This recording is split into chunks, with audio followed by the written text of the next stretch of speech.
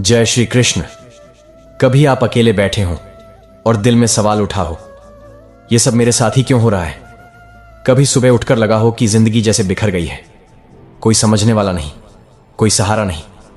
अगर हां, तो यकीन मानिए यह वीडियो सिर्फ आपके लिए है, क्योंकि आज हम बात कर रहे हैं उस सखा, उस परमात्मा, उस मार्गदर्शक की, जिसने सिर्फ अर्जुन को नहीं, पूरे मानव समाज को जीवन का रास्ता दिखाया।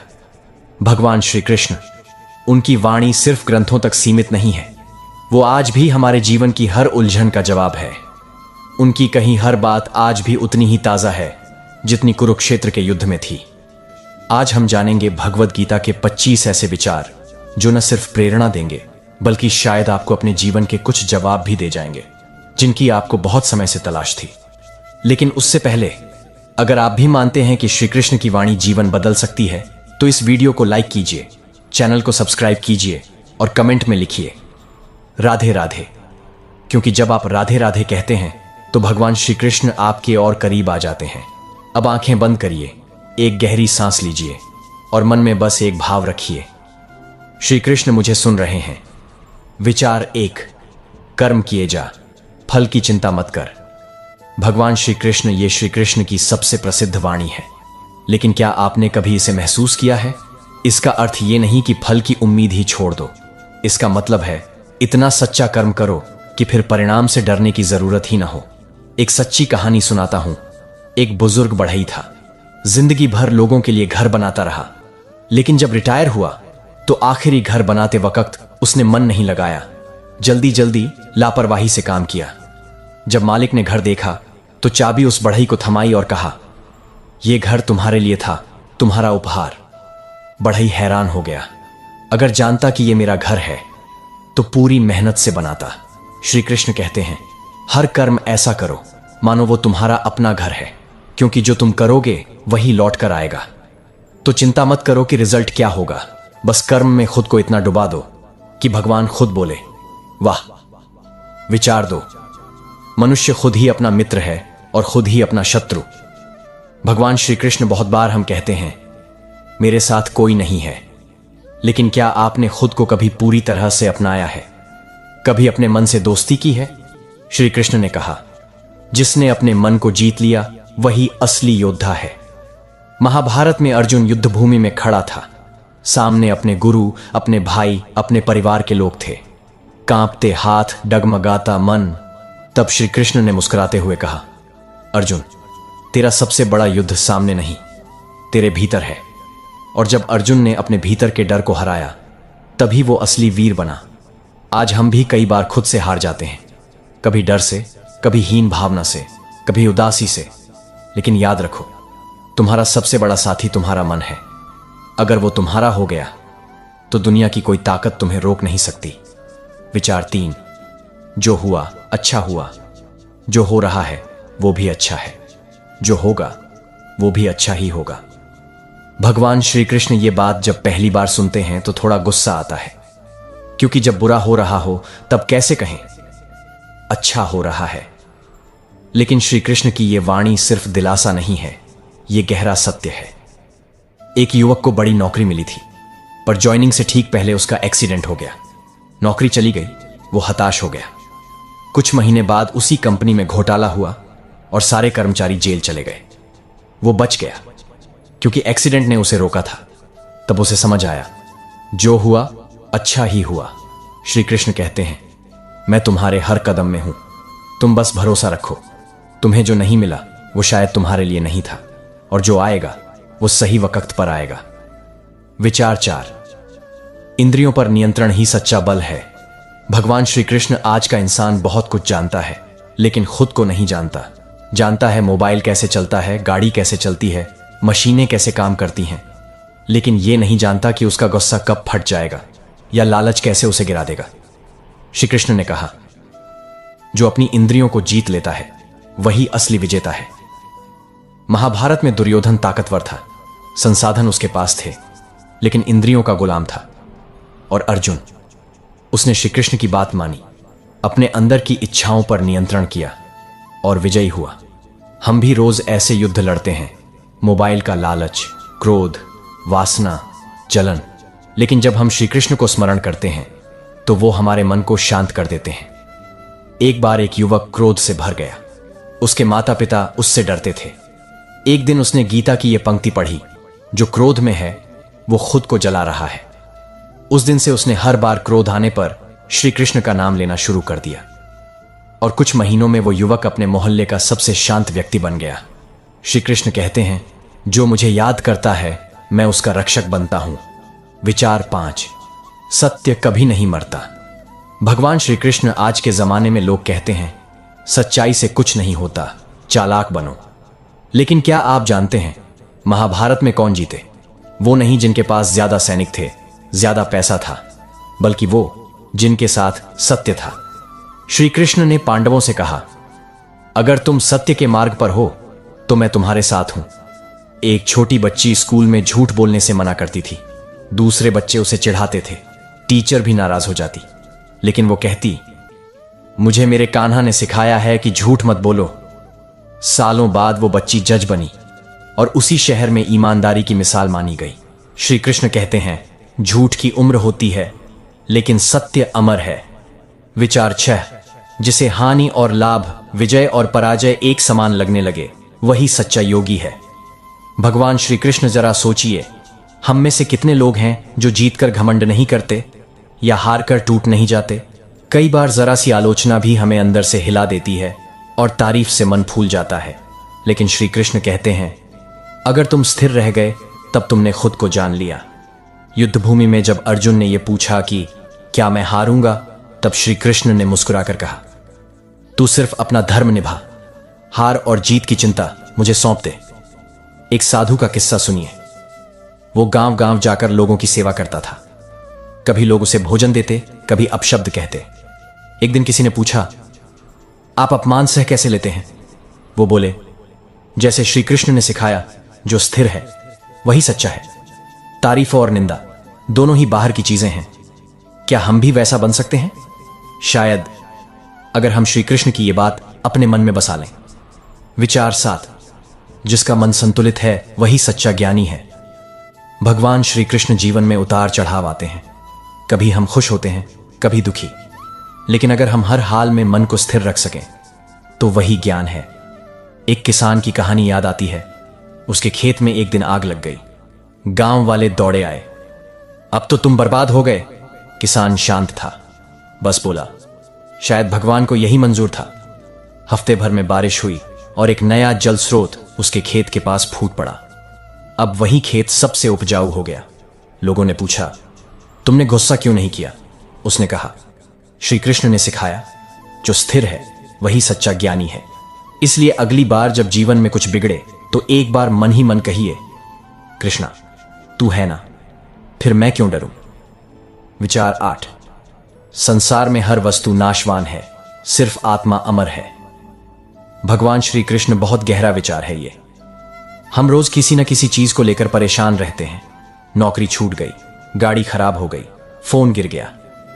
लेकिन क्या कभी सोचा कि ये सब तो बस बाहर की चीजें हैं?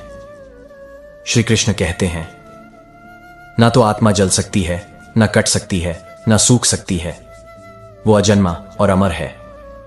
जब कोई प्रियजन हमें छोड़ देता है, दिल टूट जाता है, लेकिन श्री कृष्ण हमें याद दिलाते हैं कि जिसे तुम मरा हुआ समझ रहे हो वो सिर्फ शरीर था। आत्मा तो अब भी है, बस एक नए शरीर की ओर चली गई है। एक मां अपने बेटे को खो चुकी थी, हर दिन रोती थी। एक दिन किसी ने उसे गीता की यह बात सुनाई और उस रात पहली बार उसने आंखें बंद की और कहा, श्री कृष्ण मैं तुझे समझ नहीं सकी, लेकिन अब मैं तुझ पर भरोसा करती हूं। और उसका दर्द थोड़ा थोड़ा करके कम होने लगा। विचार 9, मुझे जो भक्ति से कुछ देता है मैं उसे प्रेम से स्वीकार करता हूं। भगवान श्री कृष्ण को कोई सोने की थाली चाहिए, हीरे मोती नहीं, वो तो बस प्रेम चाहते हैं। गीता में वो कहते हैं, अगर कोई मुझे प्रेम से एक पत्ता, एक फूल, एक जल भी अर्पित करता है तो मैं उसे भी स्वीकार करता हूं। सुदामा का उदाहरण लीजिए। वो श्री कृष्ण से मिलने गया, अपने फटे कपड़ों में थोड़े से चावल ले गया और श्री कृष्ण ने उसे ऐसा सम्मान दिया मानो वो कोई राजा हो। क्यों? क्योंकि सच्चा प्रेम दिखावे से बड़ा होता है। तो अगर कभी मन करे कि मेरे पास तो कुछ नहीं है भगवान को देने को, तो बस प्रेम से कहिए, हे श्री कृष्ण, मैं तेरे चरणों में अपनी श्रद्धा अर्पित करता हूं। वो उसे भी स्वर्ग का उपहार समझते हैं। विचार 10। जो सच्चे मन से मेरी शरण में आता है उसे मैं कभी नहीं छोड़ता। भगवान श्री कृष्ण, कभी कभी हम सोचते हैं कि भगवान मुझसे नाराज हैं, मैंने बहुत पाप किए हैं, अब श्री कृष्ण मेरी सुनेंगे नहीं। लेकिन श्री कृष्ण कहते हैं, तुम बस मेरी शरण में आओ, मैं तुम्हें हर बंधन से मुक्त कर दूंगा। अरण्यक नाम का एक चोर था। वो मंदिरों में चोरी करता। एक दिन पकड़ा गया और जेल में डाल दिया गया। वहां किसी कैदी ने उसे गीता दी। उसे पढ़कर उसने श्री कृष्ण को पुकारा, क्या तुम मुझे भी माफ कर सकते हो? रात में उसने सपना देखा, श्री कृष्ण मुस्कुरा रहे थे और बोले, तू अब मेरी शरण में है, फिर तुझसे बड़ा पुण्यात्मा कौन? वो चोर आज साधु है, लोग उसे कृष्णदास कहते हैं। क्यों? क्योंकि श्री कृष्ण कभी किसी को नहीं छोड़ते जब तक हम खुद उन्हें ना छोड़ दें। विचार 11। जो अपने कर्म को भली भांति करता है वही मेरी पूजा करता है। भगवान श्री कृष्ण, ये वाणी बहुत सीधी और सरल है लेकिन उतनी ही गहरी। श्री कृष्ण कहते हैं, तुम्हें माला लेकर पहाड़ों में नहीं जाना, पूजा वही है जो तुम अपने कर्तव्य में करते हो। एक शिक्षक अगर ईमानदारी से पढ़ा रहा है, एक किसान अगर सच्चे मन से हल चला रहा है, एक मां अगर प्रेम से खाना पका रही है, तो वो सब श्री कृष्ण की पूजा ही तो कर रहे हैं। हर बार जब हम अपने काम को पूरी श्रद्धा और लगन से करते हैं, वो एक छोटा सा मंदिर बन जाता है जहां भगवान बस मुस्कुराकर देख रहे होते हैं। एक आदमी भगवान को ढूंढता हुआ तीर्थों में घूमता रहा और जब वो थक कर लौटा तो उसकी मां ने कहा, तूने मुझे पानी पिलाया होता तो श्री कृष्ण तेरे पास यहीं होते। क्यों? क्योंकि कर्म ही भक्ति है। विचार 12। जो स्वार्थ से मुक्त होकर कार्य करता है वही मुझे प्रिय है। भगवान श्री कृष्ण, आज हम जो भी करते हैं अक्सर उसके पीछे कोई ना कोई उम्मीद होती है। इसे करूंगा तो फल मिलेगा, उसकी मदद करूंगा तो वो भी करेगा, इत्यादि। लेकिन श्री कृष्ण कहते हैं, तू बस कर, फल की चिंता मत कर। जब हम बिना उम्मीद के कुछ करते हैं तभी वो ईश्वर को समर्पण बन जाता है। एक साधारण आदमी हर रोज मंदिर की सफाई करता था। किसी ने पूछा, तुझे कुछ मिलता है इसमें? उसने कहा, मैं सिर्फ अपने कृष्ण को साफ जगह देना चाहता हूं, बस। उसका वो भाव, वो निस्वार्थ सेवा शायद हजारों घंटे की पूजा से ज्यादा प्रभावी थी। कभी कभी हम अपने परिवार के लिए, दोस्तों के लिए, समाज के लिए कुछ करते हैं, अगर वो बिना स्वार्थ के हो तो समझिए कि श्री कृष्ण उसे स्वयं स्वीकार कर रहे हैं। विचार 13। जो क्षमा करता है वही वीर है। भगवान श्री कृष्ण, शक्ति का मतलब हमेशा बदला नहीं होता। कभी कभी सच्ची ताकत क्षमा में होती है। कौरवों ने पांडवों को अपमानित किया, छल से वनवास दिया, यहां तक कि द्रौपदी का चीरहरण भी किया। लेकिन जब शांति दूत बनकर श्री कृष्ण हस्तिनापुर पहुंचे तो उन्होंने पहला प्रस्ताव क्या रखा? दुर्योधन, 5 गांव दे दो, युद्ध नहीं चाहिए। क्यों? क्योंकि कृष्ण जानते थे क्षमा कमजोरी नहीं, समझदारी है। एक बार अर्जुन ने पूछा, अगर कोई हमें बार बार चोट पहुंचाए तो क्या हम माफ करें? श्री कृष्ण ने कहा, अगर तू माफ कर सकता है तो तू मेरा भक्त है, और अगर नहीं तो तू अभी रास्ते में है। कभी सोचा है हमारा मन कितनी नफरतें लेकर चलता है? अगर हम उसे क्षमा से भर दें तो वो खुद एक मंदिर बन सकता है। विचार 14। मन ही मित्र है और मन ही शत्रु। भगवान श्री कृष्ण कभी अपने मन से लड़ाई की है? जब नींद आती है लेकिन पढ़ना जरूरी होता है, जब गलत रास्ता आसान लगता है लेकिन सही रास्ता कठिन, जब डर कहता है तू हार जाएगा लेकिन दिल कहता है कोशिश कर, उस वक्त श्री कृष्ण कहते हैं, अगर तूने अपने मन को जीत लिया तो तूने पूरी दुनिया जीत ली। एक समय की बात है, एक योद्धा युद्ध में हार गया। वो जंगल में भटकता रहा और कहता रहा, दुनिया गलत है, लोग गलत हैं। एक साधु मिला और बोला, तेरा शत्रु बाहर नहीं, तेरे मन में है, उसे जीत, फिर जो होगा वो तुझे खुद कृष्ण दिखाएंगे। मन की जीत ही असली विजय है। अगर मन कहे तू नहीं कर सकता तो बस आंख बंद करके श्री कृष्ण को याद करिए और कहिए, मैं करूंगा क्योंकि मेरे साथ तू है कृष्ण। विचार 15। मैं हर प्राणी के हृदय में स्थित हूं। भगवान श्री कृष्ण कोई दूर बैठा हुआ देवता नहीं, वो हर एक के हृदय में है। जिस दिन हम इस बात को महसूस कर लेते हैं, उस दिन दुनिया बदल जाती है। फिर हम किसी से झूठ नहीं बोलते, किसी को धोखा नहीं देते, किसी का दिल नहीं दुखाते, क्योंकि हमें एहसास होता है जिसके साथ मैं ये कर रहा हूं उसके हृदय में भी तो श्री कृष्ण है। एक बूढ़ा भिखारी रोज मंदिर के बाहर बैठता था। लोग उसे दुत्कारते थे। एक दिन एक छोटी बच्ची ने उसे पानी पिलाया। भिखारी मुस्कुराया और बोला, तूने श्री कृष्ण को पानी पिलाया, बेटी तू धन्य है। बच्ची चौंकी, पर आप तो। भिखारी ने कहा, हर जीव में वही बैठा है जिसने ये समझ लिया उसने श्री कृष्ण को पा लिया। तो जब आप किसी से मिलें, चाहे वो अपना हो या अनजान, उसके अंदर के कृष्ण को देखिए। आप पाएंगे आपका जीवन बदलने लगा है। विचार 16। जो मनुष्य मोह को त्याग देता है वही सच्चा सुख पाता है। भगवान श्री कृष्ण हम इस दुनिया में बहुत कुछ जोड़ते हैं, रिश्ते, वस्तुएं, पहचान, सम्मान, और धीरे धीरे वो सब हमारे मन को बांधने लगते हैं। कृष्ण कहते हैं, तू इन सब से जुड़, लेकिन मोह मत कर, मोह तुझे दुख देगा। मोह क्या है? मोह है वो बंधन जो हमें रोकता है। जैसे बच्चे को खिलौना पसंद हो, लेकिन अगर वो उसे छोड़ नहीं सकता तो वो खिलौना अब उसका मित्र नहीं, बंधन बन गया है। एक साधु ने अपने शिष्य से कहा, अगर तू नदी में तैरना चाहता है तो पत्थर नहीं पकड़ सकता। हम भी जीवन में अगर बहना चाहते हैं तो मोह के पत्थर छोड़ने पड़ेंगे। मां बाप से प्रेम करिए, लेकिन अगर मोह होगा तो उनके जाने के बाद जीवन भर टूटे रहेंगे। श्री कृष्ण ने स्वयं मोह नहीं किया। उन्होंने राधा को प्रेम किया, लेकिन मोह नहीं। उन्होंने अर्जुन को सखा कहा, लेकिन युद्ध में भावुक नहीं हुए। यही सिखाते हैं वो। तू जुड़े, लेकिन बंध मत। विचार 17। जो सभी में संभाव रखता है वही मुझे प्रिय है। भगवान श्री कृष्ण। हम अक्सर लोगों को उनके रूप, नाम, जाति, काम से आंकते हैं, लेकिन श्री कृष्ण कहते हैं, जिसने सच्ची भक्ति को जाना है उसके लिए सब एक समान है। एक बार एक ब्राह्मण और एक शूद्र एक ही मंदिर में भगवान को प्रणाम कर रहे थे। लोगों ने ब्राह्मण को आगे बुलाया, शूद्र को पीछे हटाया। एक संत आए और बोले, कृष्ण के लिए न कोई ऊपर न कोई नीचे, तुम सबका भेद तोड़ो, तभी सच्चे भक्त बनो।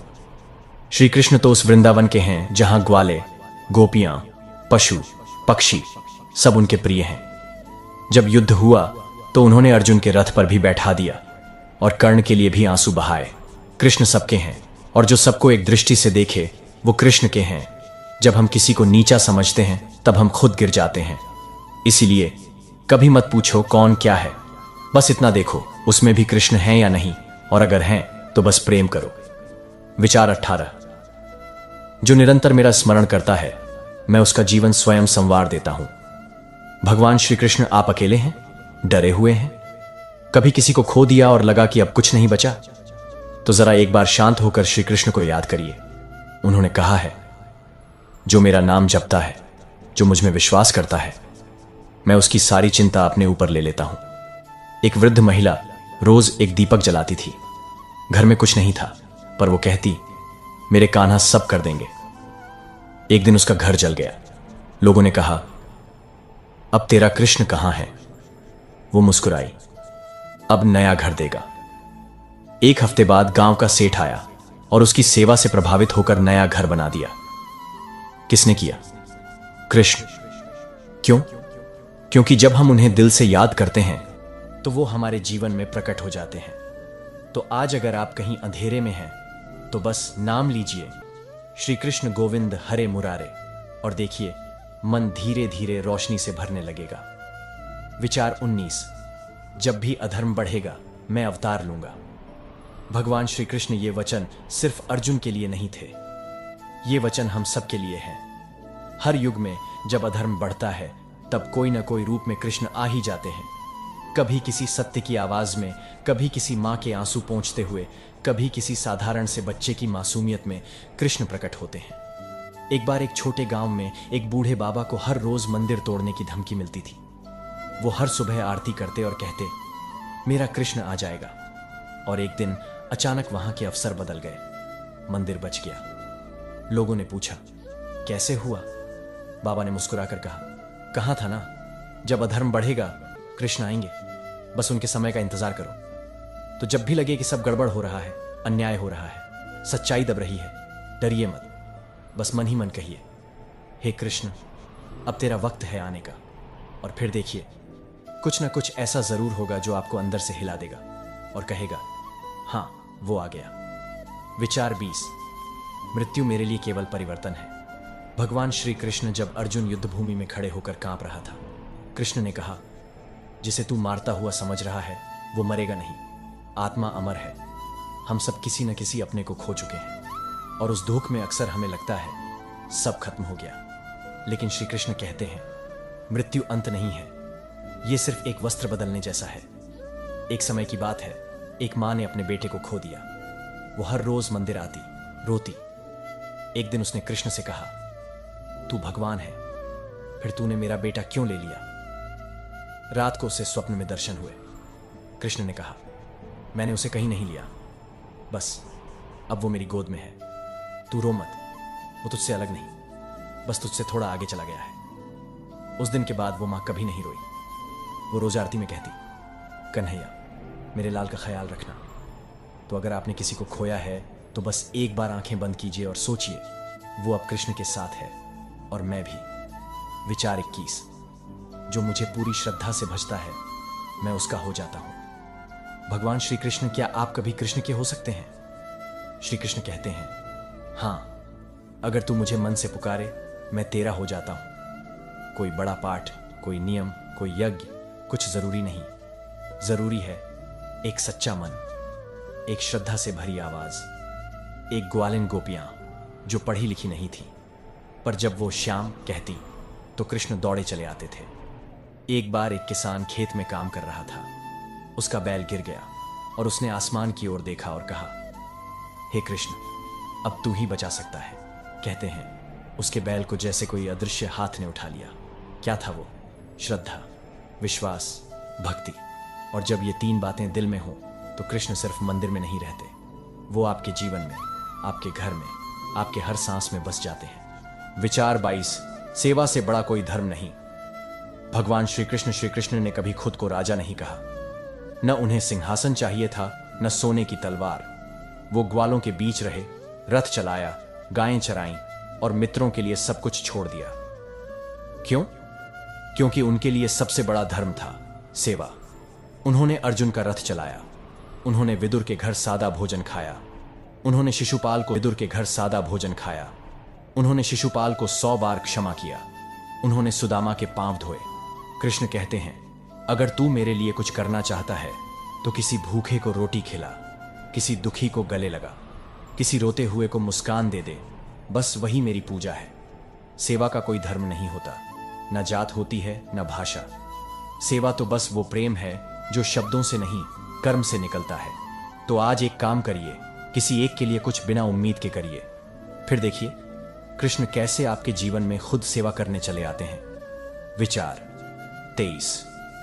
जो अपने कर्म को मेरा अर्पण समझकर करता है वह बंधता नहीं। भगवान श्री कृष्ण, हम अक्सर सोचते हैं मैंने इतना किया, मुझे क्या मिला। यही सोच हमें थका देती है, बांध देती है। लेकिन कृष्ण कहते हैं, तू बस कर्म कर, फल मुझे सौंप दे, फिर तेरा हर काम पूजा बन जाएगा। एक किसान दिन भर खेत में मेहनत करता था, बारिश नहीं होती तो भी वो बोता था। लोग कहते, पागल हो क्या, इस बार कुछ नहीं होगा। वो कहता, मैं बोना नहीं छोड़ सकता, फल देना तो उसके हाथ में है जो मुझे सांसें दे रहा है। कृष्ण ऐसे ही भक्त को कहते हैं, अब तू मेरा है, अब तुझे किसी फल की चिंता नहीं करनी चाहिए। अगर हम हर काम, पढ़ाई, नौकरी, व्यापार, घर का काम कृष्ण को समर्पित करके करें तो वो बोझ नहीं लगता, वो पूजा बन जाता है। तो बस कहिए, हे कृष्ण, ये काम मैं तेरे लिए कर रहा हूं, जैसा भी हो तेरा प्रसाद समझकर स्वीकार करूंगा। और फिर देखिए आपका हर दिन पूजा बन जाएगा। विचार 24। सच्चा भक्त वो है जो सुख दुख में समान रहे। भगवान श्री कृष्ण, जब कुछ अच्छा होता है हम कहते हैं, वाह कृष्ण ने कृपा की, पर जब कुछ बुरा होता है तो कहते हैं, कृष्ण ने क्यों किया मेरे साथ ऐसा। श्री कृष्ण कहते हैं, जो सुख दुख में समान रहता है वही मेरा सच्चा भक्त है। एक संत थे। उनके पास कुछ नहीं था। बारिश में छत टपकती थी, फिर भी मुस्कुराते हुए कहते, कृष्ण मेरे साथ हैं तो चिंता किस बात की। एक दिन किसी ने पूछा, तुम इतने शांत कैसे रहते हो? वो बोले, क्योंकि मैंने जीवन को कृष्ण के हाथों सौंप दिया है। अब जो भी होता है, अच्छा या बुरा, सब उनकी इच्छा है और उनकी इच्छा में भी मेरी भलाई है। सच्चा भक्त वही है जो जीवन को एक प्रसाद की तरह लेता है, चाहे मीठा मिले या तीखा, मुंह मोड़ता नहीं। तो अगली बार जब कोई दुख आए तो बस इतना कहिए, हे कृष्ण, ये भी तू ही है और इसमें भी तेरा ही संदेश है। विचार 25। मैं हर उस हृदय में हूं जहां प्रेम है। भगवान श्री कृष्ण कृष्ण मंदिरों में हैं, लेकिन सिर्फ वहां नहीं है, वो वहां है जहां मां अपने बच्चे को खाना खिलाती है, जहां कोई भूखे को रोटी देता है, जहां प्रेम से कोई किसी का हाथ थामता है। श्री कृष्ण कहते हैं, मैं वहां नहीं जहां अहंकार है, मैं वहां हूं जहां प्रेम है। एक छोटी बच्ची को किसी ने पूछा, तू कृष्ण को जानती है? वो बोली, हां, जब मम्मी मुझे गले लगाती है ना, तो लगता है कि कृष्ण मेरे पास है। इतना सरल उत्तर और इतना गहरा। तो अब खोजिए मत, कृष्ण को वहां मत ढूंढिए जहां घंटियां जोर से बज रही हों, बल्कि वहां ढूंढिए जहां मन शांति से धड़क रहा हो। जहां प्रेम है वहां कृष्ण है। अंतिम समर्पण, प्रार्थना। हे श्री कृष्ण, हमने तेरे 25 विचारों को सुना, समझा और दिल में उतारा, लेकिन अब हम तुझसे कुछ कहना चाहते हैं। हे गोविंद, तू हमें कभी अकेला मत छोड़ना। जब भी हम हारें, तू अर्जुन बनकर हमारा सारथी बन जाना। जब भी हमारा मन डगमगाए, तू गीता की वाणी बनकर हमें रास्ता दिखा देना। जब दुनिया हमें तोड़े, तू बांसुरी की तरह हमें थाम लेना। जब जीवन सूना लगे, तू राधा की तरह हमें प्रेम से भर देना। हमें कुछ नहीं चाहिए, ना स्वर्ग, ना सिद्धियां, ना कोई चमत्कार। बस जब सांस रुके तो मन में तेरी ही वाणी गूंजे, मैं तेरा हूं, तू मेरा है। और हां, अगर आपने इस यात्रा को दिल से महसूस किया हो, अगर श्री कृष्ण की वाणी ने आपके भीतर कुछ जगाया हो, तो कमेंट में राधे राधे जरूर लिखिए। और ऐसे ही श्री कृष्णमय वीडियो पाना चाहते हैं तो हमारे चैनल को सब्सक्राइब करना मत भूलिए। आपका साथ ही हमारी सबसे बड़ी प्रेरणा है। जय श्री कृष्ण। है कि असफलता के पीछे सबसे बड़ी वजह क्या होती है? न तो हमारी मेहनत की कमी, न ही हमारी प्रतिभा की कमी, बल्कि असली कमी होती है एकाग्रता की, यानी फोकस की। हम सब ने कभी न कभी यह महसूस किया है कि हम काम तो कर रहे हैं, पर मन कहीं और भाग रहा होता है। शरीर बैठा होता है किताबों के पास, लेकिन ध्यान भविष्य की चिंता, पुरानी बातें या सोशल मीडिया की दुनिया में भटक रहा होता है। गौतम बुद्ध ने कहा है, जिस तरह एक तीर सिर्फ तभी लक्ष्य पर लगता है जब धनुष एकाग्र हो, वैसे ही इंसान सिर्फ तभी सफल होता है जब उसका मन एक जगह पर टिके। आज के इस शोरगुल भरे जीवन में, जहां हर पल मोबाइल की नोटिफिकेशन, सोशल मीडिया का स्क्रॉल और हर चीज का एक साथ पीछा करने की आदत हमें बना चुकी है, बिजी, वहीं बुद्ध कहते हैं, एकाग्रता ही सफलता की असली चाबी है। आज मैं आपको गौतम बुद्ध की 3 ऐसी कहानियां सुनाने जा रहा हूं जो हमें सिखाती हैं कि कैसे ध्यान को एक दिशा में लगाकर हम असंभव को भी संभव बना सकते हैं।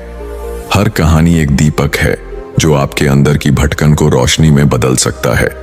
तो चलिए शुरू करते हैं और समझते हैं बुद्ध के दृष्टिकोण से ध्यान और सफलता का रहस्य। पहली कहानी शुरू करते हैं। बौद्ध भिक्षु एक पार्क में आराम कर रहे थे। वहां उन्होंने एक लड़के को देखा जो एक खाली पेज पर कठिन श्लोक लिखने की कोशिश कर रहा था, लेकिन गलतियों के कारण बार बार पेज फाड़ रहा था और हर बार नए पेज से शुरू कर रहा था।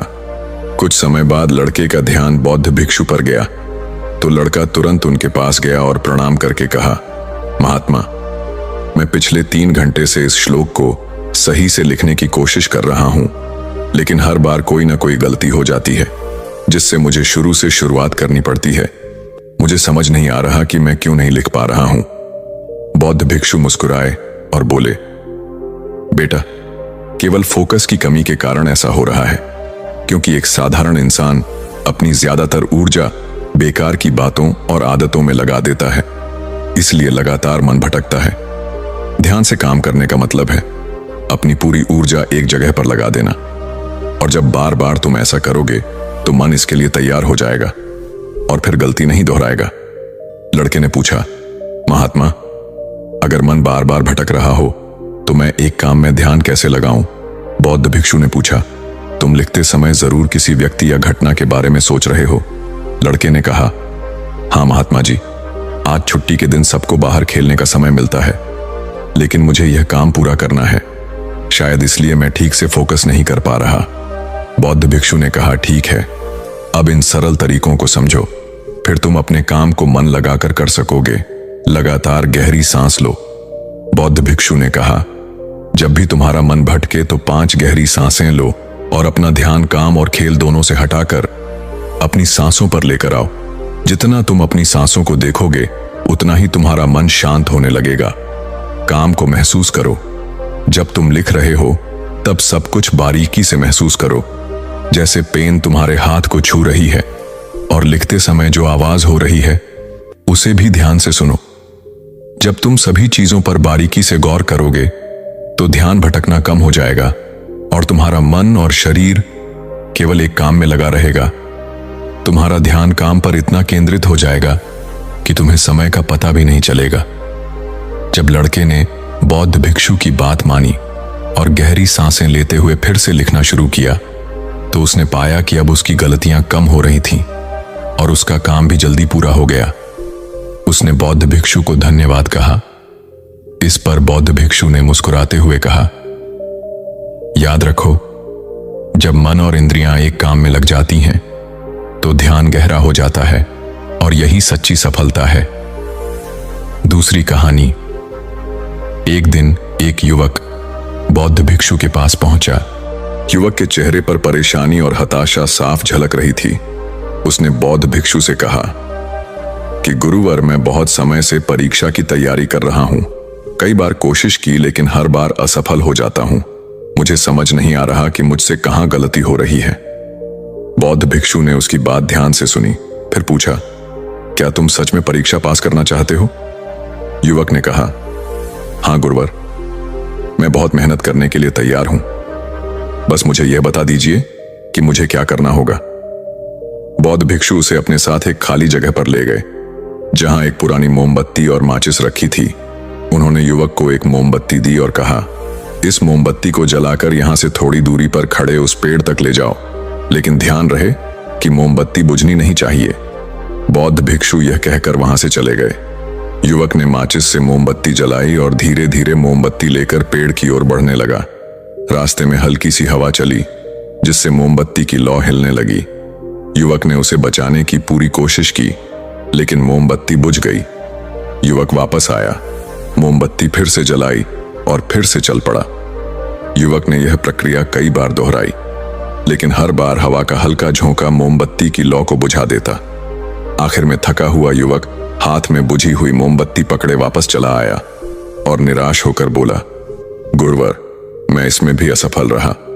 बौद्ध भिक्षु ने युवक से मुस्कुराते हुए कहा, क्यों? तुम्हें बस मोमबत्ती जलाकर थोड़ी दूर ही तो चलना था। युवक ने धीरे से कहा, गुरुवर, मैंने कोशिश तो की लेकिन हवा के कारण लौ बार बार बुझ जाती। बौद्ध भिक्षु ने कहा, यही तो तुम्हें समझना है कि तुम्हारा मन भी इस मोमबत्ती की लौ की तरह है और चारों तरफ की हवा ध्यान भटकाने वाली आदत है। जब तक तुम इन आदतों को वश में नहीं करोगे तब तक ध्यान की लौ बुझती रहेगी। ऐसे ही जब तक तुम अपने लक्ष्य पर पूरी तरह ध्यान केंद्रित नहीं होगे तब तक तुम अपनी मंजिल तक नहीं पहुंच पाओगे। इसलिए मन को एकाग्र करो और जो काम करो उसमें पूरी तरह डूब जाओ। तुम्हारे प्रयास जरूर सफल होंगे। और याद रखो, सभी तरह के ज्ञान का मूल तत्व ध्यान है। इसलिए कुछ भी करने के लिए तुम्हें एक जगह ध्यान लगाना तो सीखना ही होगा। तुम जैसी आदत डालोगे वैसा ही मन होता जाएगा। इसलिए छोटे से छोटा काम भी ध्यान लगाकर करो। ऐसा करने से मन का स्वभाव बदल जाएगा, फिर तुम्हें सफलता जरूर मिलेगी। तीसरी कहानी। एक युवक ने बौद्ध भिक्षु से पूछा कि मन में आ रहे विचारों को कैसे छोड़ते हैं। बौद्ध भिक्षु ने युवक से कहा, बताऊंगा, लेकिन उससे पहले तुमको एक परीक्षा देनी है। फिर एक गिलास पानी को पूरा भरकर बौद्ध भिक्षु ने युवक के हाथ में पकड़ा दिया और कहा, पानी की एक बूंद गिराए बिना इसे पकड़कर खड़े रहो। युवक ने कहा, यह तो आसान है, और गिलास संभाल लिया। शुरू में सब ठीक था, लेकिन थोड़ी देर बाद ही उसके मन में संदेह उठने लगे। इससे क्या फर्क पड़ेगा? आखिर कितनी देर तक मुझे ऐसे पकड़े रहने होगा? जैसे जैसे यह विचार आने लगे, उसका ध्यान भटकने लगा और गिलास से पानी छलकने लगा। अंत में बौद्ध भिक्षु ने कहा, बेटा, जब तक तुम्हारा मन शांत था तब तक पानी नहीं गिरा, लेकिन जैसे ही तुम्हारे मन में विचार आने लगे तो पानी बाहर गिरने लगा। उन्होंने आगे समझाया, जैसे गर्म लोहे पर हथौड़े की चोट उसे नया रूप देती है, वैसे ही तुम्हारे विचार व्यक्तित्व को और मन को आकार देते हैं। तुम्हारा मन भी गिलास में पानी की तरह है, जिसे आसानी से विचलित किया जा सकता है। अगर तुम पानी यानी मन को स्थिर रखना चाहते हो तो पहले सभी विचारों को स्थिर करना सीखना होगा। अब तुम एक काम करो, इस गिलास को फिर से पकड़ो और अपना ध्यान अपनी सांसों पर ले आओ। अपनी सांस को पेट और सीने में आते जाते महसूस करो। हाथ में होने वाले दर्द और असहजता को जाने दो। मन में जो विचार आ रहे हैं उन्हें बहने दो। खुद को याद दिलाओ कि तुम विचार नहीं हो, बल्कि उन्हें दूर से देखने वाले इंसान हो। ऐसा याद रखने से विचार आकर चले जाएंगे, लेकिन मन को विचलित नहीं कर पाएंगे। थोड़ी देर तक युवक ने इस अभ्यास को जारी रखा और गिलास से एक भी बूंद गिराए बिना खड़ा रहा। बौद्ध भिक्षु ने कहा, इस तरह ध्यान से अभ्यास करते रहो। धीरे धीरे तुम्हारा मन शांत होने लगेगा और तब कोई भी कठिन काम करना तुम्हारे लिए स्वाभाविक हो जाएगा। इसके बाद वो युवक बौद्ध भिक्षु को धन्यवाद कहकर घर लौट गया। दोस्तों, उम्मीद है कि आपने आज की इस वीडियो से जरूर कुछ ना कुछ सीखा होगा। तो इस वीडियो को लाइक और अपने दोस्तों के साथ शेयर करना ना भूलें। हमें ऐसे ही सपोर्ट करने के लिए चैनल को सब्सक्राइब और घंटी बटन को जरूर दबा दें। तो चलिए मिलते हैं एक और वीडियो में, तब तक के लिए अपना ख्याल रखें। धन्यवाद।